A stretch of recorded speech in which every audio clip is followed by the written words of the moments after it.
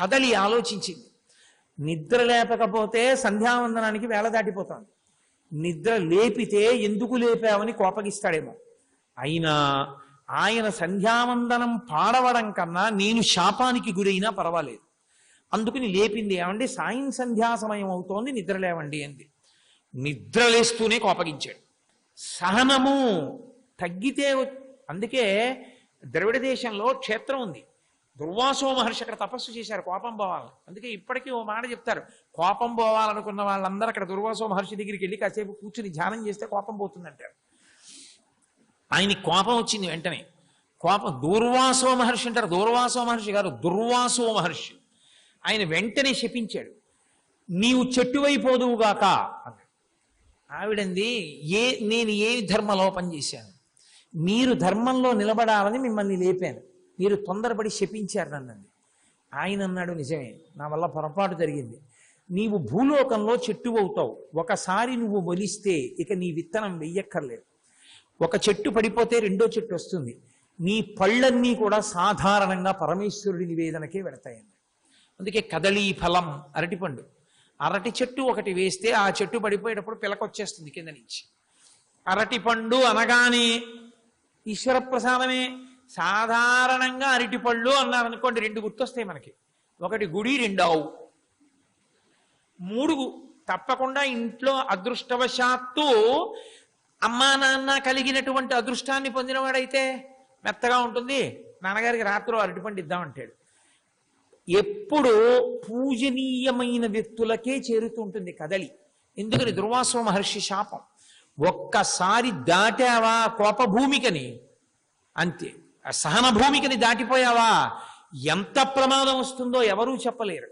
అందుకే అమ్మా అసలు సహనం కానిదేది నాకు చెప్పు అన్నాడు ఆయన. అందుకని క్షమా దానం, క్షమా యజ్ఞం, క్షమా సత్యం హి పుత్రికా, క్షమా ధర్మం, క్షమా యశ, క్షమయావిష్ఠితం జగత్.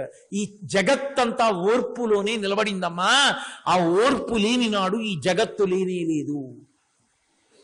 కాబట్టి అంత గొప్ప గుణం క్షమాగుణం. ఈ క్షమాగుణాన్ని ప్రకాశింపచెయ్యడమే, మనుష్య జాతికి అలవాటు చెయ్యడమే ప్రతి కావ్యము యొక్క పరమోద్దేశ్యమై ఉంటుంది. మీరు చూడండి, శ్రీరామాయణంలో రామచంద్ర ప్రభు ఉంటారు. ఆయన అడిగారా, నాకేమైనా పట్టాభిషేకం చేయండి నాన్నగారు అని ఆయన అడగలేదు. అంటే లోకంలో అంత పెద్ద కష్టం, మానసికంగా కష్టం అన్న మాటకు అర్థం ఏమిటి? మీరు అడగకుండా మీకేదో పెద్ద పదవి వరించేసి ఇంకా వెళ్ళి కుర్చీలో కూర్చుందామనుకుంటుండగా పదవి పోతే పీడాపోయి నీకు ఆ పదవి ఇవ్వట్లేదంటే, ఉన్న పదవి ఊడిపోయి ఘోరాతి ఘోరమైన స్థితిలో మీరు తిరగాలి అని మీకు తెలిసిందనుకోండి, ఎలా ఉంటుంది వాడికి? రామాయణంలో పెద్ద మలుపు అక్కడే ఉంది. అక్కడ రాముడి శీలం బయటికి వచ్చి ఆయన ఏమీ అడగలేదు. ఓ రోజు దశరథుడు పిలిచాడు. నేను ఆ మాట ఎప్పుడూ మర్చిపోలేను. చాలా పెద్ద మాట అన్నాడు దశరథుడు. ఓసారి పైకి ఇలా చూశాడు, తెల్లటి గొడుగు ఉంది. మహారాజు కదూ. ఒక్కసారి ఇలా తన శరీరం వంక చూసుకున్నాడు. ఈ సింహాసనం వంక చూశాడు. రామా, ఈ సింహాసనం మీద కూర్చుని ఉండగా నాకు కాలం తెలియలేదురా. ఈ తెల్లగొడుగు కింద నా ఒళ్ళు ముడతలు పడిపోయిందిరా. నాకు 60,000 సంవత్సరాలు వచ్చేసాయి అన్నాడు. అధికారము ఎంత ఆనందంగా ఉంటుందో చెప్పాడు దశరథుడు. అందులో కాలం తెలియదు కాబట్టి తెల్లగొడుగు కింద ముసలివాడిని అయిపోయాను రా, పీడకలలు వస్తున్నాయి, నీకు యవ్వరాజ్య పట్టాభిషేకం చేద్దాం అనుకుంటున్నాను. అడగలేదు వశిష్ఠుణ్ణి ముహూర్తం. చైత్ర శ్రీమాన్ ఇయం మాసః పుణ్యః పుష్పితకానన యవ్వరాజ్యాయ రామస్య సర్మవ్మే ఓపకల్ప్యతాం. నీకు యవ్వరాజ్యం ఇద్దాం అనుకుంటున్నాను రామా, ఇవాళ రాత్రి ఉపవాసం చేసి రేపు రా, నీకు పట్టాభిషేకం. ఉపవాసం అంటే తినకుండా ఉండడం కాదు, యజ్ఞం చేసి హోమం చేసి చెరువు వండుతారు. చెరువు అంటే హోమంలో అగ్నిహోత్రంలో వేసేది. ఆ చెరువు హోమం పూర్ణాహుతి అయిపోయాక పాత్రలో మిగులుతుంది. మిగిలేటట్టుగా వండుకోవాలి. వండుకుని ఆ యజ్ఞ శేషం ఏదుందో ఆ శేషాన్ని భార్యాభర్త తినాలి.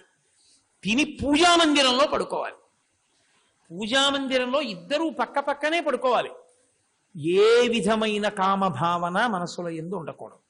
భగవంతుని ఎందు మనసు పెట్టి పూజామందిరంలో నిద్రపోతారు. నిద్రపోయి మరునాటి ఉదయం లేచి తలస్నానం చేసి సంధ్యావందనం చేసుకుంటే ముందు రోజు ఉపవాసం చేసినటువంటి తేజస్సు ప్రవేశిస్తుంది. అసలు వైదికంగా ఒక పెద్ద కార్యం చేసే ముందు దానికి కావలసిన తేజోసిద్ధి కొరకు ఆ ఉపవాసం చేస్తారు. అలా చెయ్యాలి ఉపవాసం. కాబట్టి రాముడు అలా ఉపవాసం చేశాడు. పొద్దున్నే వచ్చాడు. దశరథ మహారాజును చూస్తే హడిలిపోయాడు. దయ్యం పట్టిన వాళ్ళే ఉన్నాడు. జుత్తంతా ఇలా అయిపోయి నేల మీద అప్పటికి స్పృహ తప్పి 30 మాటలు పడిపోయాడు మహానుభావుడు. 30 అంటే యథార్థంగా 30 అని కాదు, అన్ని మాటలు పడిపోయాడు అని. శోకం రాత్రంతా ఏడిచున్నాడు. అమ్మా నాన్నగారు ఎందుకమ్మా అలా ఉన్నారు అని అడిగాడు. కైకమ్మంది, మీ తమ్ముడికి పట్టాభిషేకం చేయమని అడిగానయ్యా, రాత్రి 2 వరాలు గుర్తు చేసి అప్పటి నుంచి ఇలా అయిపోయాడు. నేను వరాలు అడిగాను, తను నాకు వరాలు ఇచ్చాడని బెంగ పెట్టుకుంటున్నాడు అనుకుంటున్నావేమో రామా, అందుకు బెంగ పెట్టుకోలేదు. నేను దశరథుడు నాకు ఇచ్చిన వరాన్ని నువ్వు ఒప్పుకుని అడవికి వెడతావో వెళ్ళవో అని బెంగ పెట్టుకున్నాడు. నువ్వు అడవికి వెడితే తప్ప అన్నం తిన్నని ఒట్టు పెట్టుకున్నాడు. అందుకుని తొందరగా వెళ్ళు, మీ నాన్న అన్నం తింటాడండి. రాముడు కనిపెట్టలేడు, ఆయన మనస్సు ఏమి కదలలేదు. అది నిజంగా వృద్ధుడైన రాజుని చెరసాలలో పెట్టి పట్టాభిషేకం రాముడు చేసుకుంటే కాదన్నారా? వశిష్ఠాదుల్ని పిలిచి, ఏమండి ఇది న్యాయమా? పెద్ద కొడుకుని, ధర్మం ఉన్నవాణ్ణి, నాకు రావలసిన రాజ్యం కైకమ్మ కొడుకు ఇవ్వడానికి మా నాన్న ఎవరండి? ఇక్ష్వాకు వంశ ఆచారం పెద్ద కొడుకుని నాకు రావాలా, భరతుడికి వెళ్ళాలా అని అడిగితే వాళ్ళు చెప్తారు, నువ్వెవడవయ్యో నీ కాంతి పట్టుకెళ్ళి ఆ భరతుడికి ఇవ్వడానికి, రాముడికి ఇవ్వాలి నీ తర్వాత. రాముడు ఎందు దోషం ఉందా అడగల వశిష్ఠుడి తర్వాత. నువ్వు ఎలా ఇచ్చావని అడిగాడు, నువ్వు ఎలా పుచ్చుకున్నావు అని అడిగాడు కైకమ్మని. కాబట్టి ఒప్పుకోరుగా. కానీ రాముడు ఏమన్నాడో తెలుసా? అది సహనము అన్న మాటకు అర్థం. లక్ష్మణుడు అన్నాడు రాముడి దగ్గరికి వచ్చి, అన్నయ్య ఏమిటన్నయ్య ఈ అర్థం లేని ఓర్పు? గురోరప్యవలిప్తస్యా కార్యాకార్యమజానత ఉత్పదం ప్రతపన్నస్యా కార్యం భవతి శాసనం. 60,000 సంవత్సరాల వయస్సున్న ముదుసలికి యవ్వనంలో ఉన్న కైక కావలసి వచ్చిందా? రాత్రి వరాలు ఇస్తాడా? ఈయన తాతగారి ముల్లె రాజ్యం పట్టుకెళ్ళి ఇవ్వడానికి పిన్నమ్మ కొడుక్కి. ఈయనెవరన్నయ్యా? పట్టికెళ్ళి కట్ట కట్టి కారాగారంలో పారేసి నీకు పట్టాభిషేకం చేస్తావు అను అన్నాడు. రాముడు అన్నాడు, అలాగే ఇద్దువుగానివి కానీ నాకు రాజ్యం అలాగే చేద్దువులే పట్టాభిషేకం. నేను ఒకటి అడుగుతాను చెప్పు, నిన్న రాజ్యం ఇస్తానన్నది ఎవరు? నాన్నగారు. రాజ్యం ఇస్తానన్నవాడు నాన్నగారు. రాజ్యం ఇవ్వనరా అడవికి వెళ్ళంటే నాన్నగారు కాదు, దయ్యం. అంటే నాన్నగారు చెప్పిన మాట వినడం దేనికంటే మనకి అనుకూలంగా ఉంటే ఆయన మాట వినడం, మనకి కష్టం కలిగేదైతే నాన్నగారి మాట మనకు అక్కర్లేదు. పితృవాక్య పరిపాలన అంటే తండ్రి సింహాసనం ఇస్తే ఎక్కడం కాదురా, తండ్రి అడవికి వెళ్ళమన్నా వెళ్ళడం పితృవాక్య పరిపాలన. అది నా ధర్మం పుత్రుడిగా. సింహాసనం మీద కూర్చోరా అంటే కూర్చుంటాను, అడవికి పోరా అంటే పోతాను. అది నా ధర్మం. అంతేకాని నాన్నగారు సింహాసనం ఇవ్వనన్నారని ఖైదులో పెడితే నేను కొడుకుని ఎందుకు అవుతాను? పుత్రధర్మం ఎలా నిలబడుతుంది? అయినా నేను నీకోటి చెప్పనా, ఇప్పటికీ నాన్నగారికి ఇవ్వాలని ఉంది. మరి ఇవ్వాలని నాన్నగారికి ఉన్నా ఇవ్వకుండా ఎందుకు పోయిందంటావు? సంకల్పం నాన్నగారిది, ఇవ్వాలన్న కోరిక నాన్నగారిది, పుచ్చుకోగలిగిన సమర్థత నాది. పుచ్చుకోకుండా చేసిన వాడు ఒకడున్నాడు, వాడు కనబడడు, వాడు ఈశ్వరుడు. ఆ ఈశ్వరుడితో యుద్ధం చేయడం కుదరదు. సహనం అంటే ఏమిటో తెలుసా? ధర్మం పాటించి తండ్రి నోటి వెంట వచ్చిన ఈశ్వర శాసనాన్ని ఆమోదించి ధర్మమునకు కట్టుబడి పుత్రధర్మాన్ని పాటించి తండ్రి మాట నిలబెట్టడమే. తండ్రి ఇచ్చిన వరం సత్యం అవ్వాలి, అడవికి వెళ్ళడమే రా అన్నాడు. అది సహనం అంటే. అందుకు నన్నాడు కైకమ్మ దగ్గరికి వెళ్ళి, నాహమధ్వబరో దేవి లోకమా వస్తుముచ్చహే విద్ధిమాం ఋషిభిః తుల్యం కేవలం ధర్మమాస్థితం అన్నాడు. అమ్మా నాకేమీ వస్తువుల మీద భ్రాంతి లేదమ్మా, నాకు ఐశ్వర్యం మీద భ్రాంతి లేదు అమ్మా, నాకు ధర్మం కావాలమ్మా. నాకు ఎంత సమర్థతైనా ఉండొచ్చు, కానీ తండ్రి గారు నన్ను అడవికి వెళ్ళమన్నారు. కొడుకుగా నా ధర్మం ఏమిటి? తండ్రి చెప్పిన మాట వినడం. కాబట్టి అమ్మా నేను అడవికి వెడతానన్నాడు. ఇది సహనము అన్న మాటకు అర్థం. ఇది ఓర్పు. అదే తండ్రి రామచంద్రమూర్తిని పిలిచి ఒక మాట అన్నాడు, ఒరే రాత్రి నేను మీ పిన్నికి వరం ఇచ్చిన మాట సత్యం, నేను కాదంటలేదు. కానీ దాని పక్కనే ఇంకొకటి కూడా ఉంది, నిన్ను చూడకుండా నేను బతకను. కాబట్టి అయోధ్యాయాం త్వమేవాద్య, అసలు నేనెవరినిరా ఈ అయోధ్యని మీ పిన్నికి ఇవ్వడానికి? పెద్ద కొడుకువి నీది, కానీ ఏదో నేను ఇచ్చాను, మీ పిన్నికి ఇచ్చేశాను, నా వరం అది అయిపోయిందిగా. ఇప్పుడు నువ్వు ఒక్క పని చెయ్యి, నువ్వు నన్ను యుద్ధంలో ఓడించగలవు. ఎందుకని? నువ్వు యువకుడివి, నీ దగ్గర అస్త్రశస్త్రాలు ఉన్నాయి, నేను ముసిలివాణ్ణి, ఓడిపోతాను. నన్ను ఓడించేసి కారాగారంలో పెట్టేసి నువ్వు సింహాసనం మీద కూర్చో. నేను మీ అమ్మకి ఇచ్చాను, రాజ్యం ఇచ్చాను, తీసుకోన్నా. నేనేం చేయను? రాముడు నన్ను కట్టి జైల్లో పెడితే, అందుకని కారాగారంలో ఉంటాను. నా మాట చెల్లిపోతుంది. నిన్ను చూస్తూ కారాగారంలో నువ్వు పెట్టిన అన్నం తిని నువ్వు అటు ఇటు తిరుగుతున్నప్పుడు చూసి బతికేస్తాన్రా. నువ్వు అడవికి వెళ్ళిపోతే చచ్చిపోతాన్రా, ఉండలేను. అందుకుని యుద్ధం చేసి నన్ను కారాగారంలో పెట్టేయి అన్నాడు. ఇప్పుడు రాముడు అది కూడా చేయొచ్చు, పితృవాక్య పరిపాలన అంటే. మరి తండ్రి చెప్పిందేగా, మరి చేశాడా? సమర్థుడేగా, తండ్రిని ఓడించగలడుగా. సమర్థత ఉన్నప్పటికీ ధర్మమునకు కట్టుబడి నాన్నగారు ఇచ్చిన వరము సత్యమవ్వాలి. అందుకని నేను అడవికి వెళ్ళిపోతానని చేతకాని వాడిలా వెళ్ళిపోలా, చేతనైన వాడై పరమ సంతోషంతో పరమ సంతృప్తితో మనసులో ఏ విధమైన అన్యభావన లేకుండా తండ్రి యందు, కౌసల్య యందు, కైకమ్మ యందు, సుమిత్ర యందు అంతే భక్తితో వాళ్ళందరికీ నమస్కారాలు చేసి వీడ్కోలు తీసుకున్నాడు. కైకమ్మ దగ్గరికి వచ్చేటప్పటికి చూడనట్టుగా కౌసల్యకి సుమిత్రకి నమస్కారం చేసి వెళ్ళిపోలేదు. కైకమ్మకి కూడా నమస్కారం చేసి ఆశీర్వచనం అడిగాడు.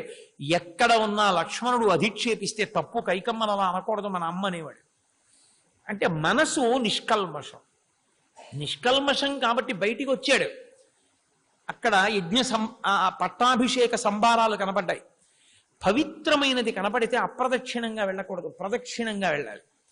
అందుకని అవి తన పట్టాభిషేకానికి కాదనేటప్పటికి ఎవరికైనా చాలా బాధ వచ్చేస్తోంది. తనకి చందదన్నాడు అనుకోండి, కాలుతో తన్నేస్తాడు. మూర్ఖుడికి గౌరవం ఏం తెలుస్తుంది? కాలుతో తంతాడు. వాడికి ఏం తెలుసు గౌరవం? వాడికి క్షమ లేదు, వాడికి సహనం ఉండదు. అందుకని పాదంతో తంతాడు ప్రతిదాన్ని. ఇంకొకడైతే కాలుతో తన్ని పెడతాడు. రాముడు ప్రదక్షిణం చేసి వెళ్ళాడు. సంభారములు పవిత్రములు, ఎవరి పట్టాభిషేకానికైనా అవి మంగళప్రదములు. వాటికి ప్రదక్షిణ పురస్సరంగా వెళ్ళిపోయాడు. అది రాముడంటే, అది సహనం అంటే. సహనము అన్న మాటలో ధర్మ వైక్లభ్యం ఉండరాదు. అందుకే మీరు చూడండి, రాముడి జీవితంలో అంతట్లోనూ మీరు పట్టుకోవలసిన పెద్ద విషయం ఒకటే ఉంటుంది. ఒక పని జరగడమా, పని ధార్మికంగా జరగడమా? పని జరగడం రాముడికి ప్రధానం కాదు. సీతమ్మ తల్లిని తెచ్చుకోవడమే రాముడికి ప్రయోజనమైతే వాలితో ఒప్పందం చేసుకుంటే చాలు, సీతమ్మ వచ్చేస్తుంది.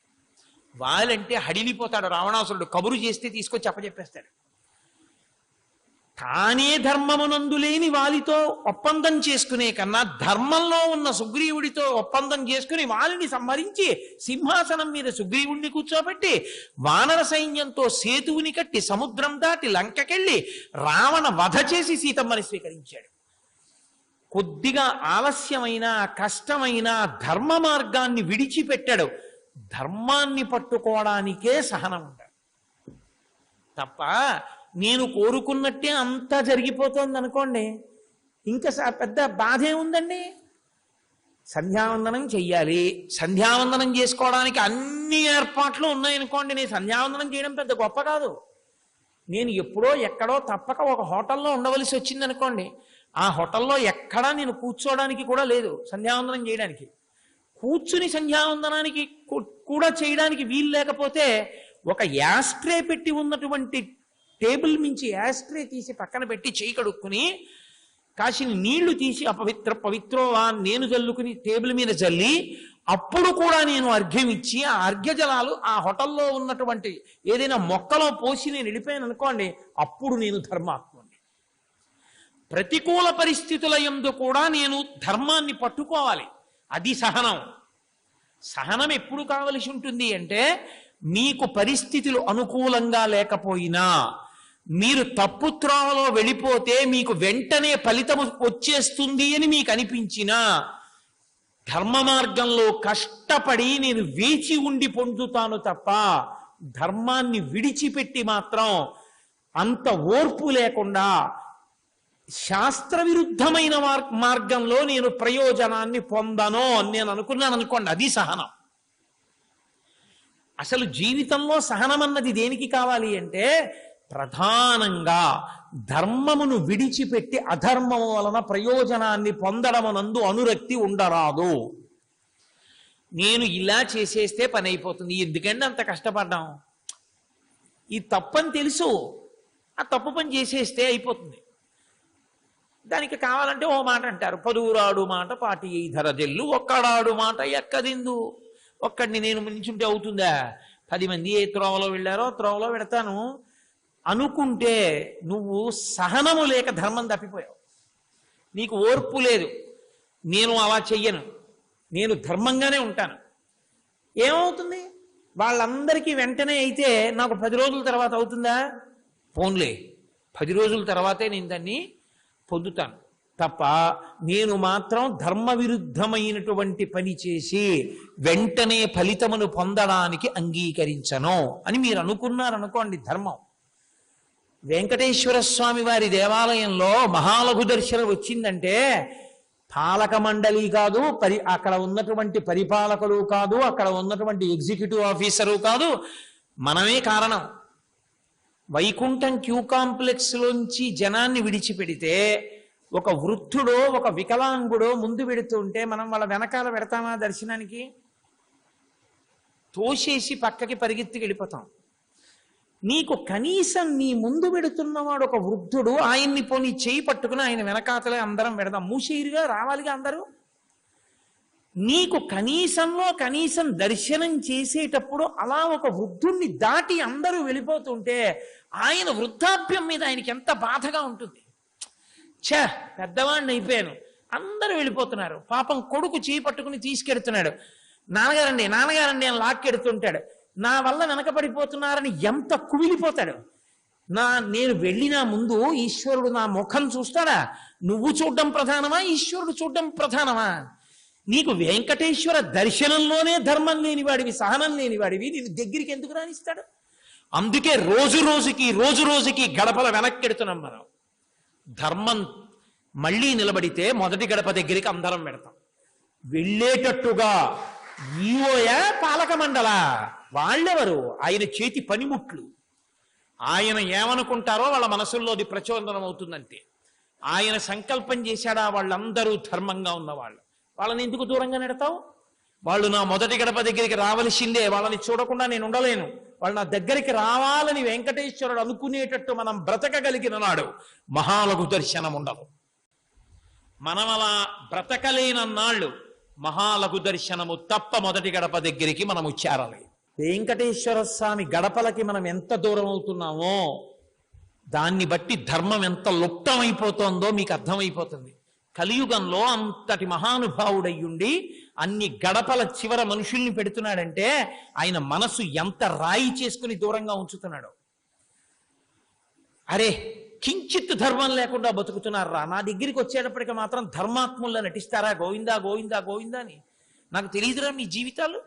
కనీసం క్యూ కాంప్లెక్స్ లో సరిగ్గా రావడం కూడా చేత కాకుండా పరిగెత్తుకొచ్చేసావా? నీకు నేను దర్శనం ఇవ్వనా? చాలు, ఆ బయట నుంచి మీకు అసహ్యం వేసింది అనుకోండి, మీరేం చేస్తారు? చూశారులేండి, చాలు వెళ్ళరండి అంటారు. ఇప్పుడు మీరు ఇంట్లో ఉన్నారు, ఇంటికి వచ్చిన వాడు ఏదో కాలింగ్ బెల్ కొట్టాలి, లేదు తలుపు కొట్టాడు తెలియక, తలుపు కొట్టకూడదు అసలు శాస్త్రంలో, తలుపు కొట్టాడు, ఏం చేయాలి? కొట్టి ఆగాలి కాసేపు. తలుపు విరిగిపోయేటట్టు కొట్టి తలుపు హ్యాండిల్ ఇలా తిప్పేసి సగం విచ్చుకునేటట్టుగా తోసేస్తున్నాడు అనుకోండి, మీరు వెంటనే వెళ్ళి ఏమంటారు? తలుపు తీసి, ఏమంటే నేను గుమ్మం దగ్గర కూర్చుంటాను అనుకుంటున్నారా? మీరు తలుపు కొట్టారు, నేను రావాలా? తలుపు ఉండాలా? ఏమిటంటే తోసేయడం అంటే, అబ్బాయి మిమ్మల్ని దర్శనం చేసుకుందామని వచ్చానండి. ఏమిటి దర్శనం? చూశారు చాలా, వెళ్ళరండి అని తలుపేసేస్తారా మీరా? ఎందుకు? అదే దర్శనానికి వెళ్ళే విధానం, అదే మర్యాదతో గౌరవంగా వెళ్ళే విధానం.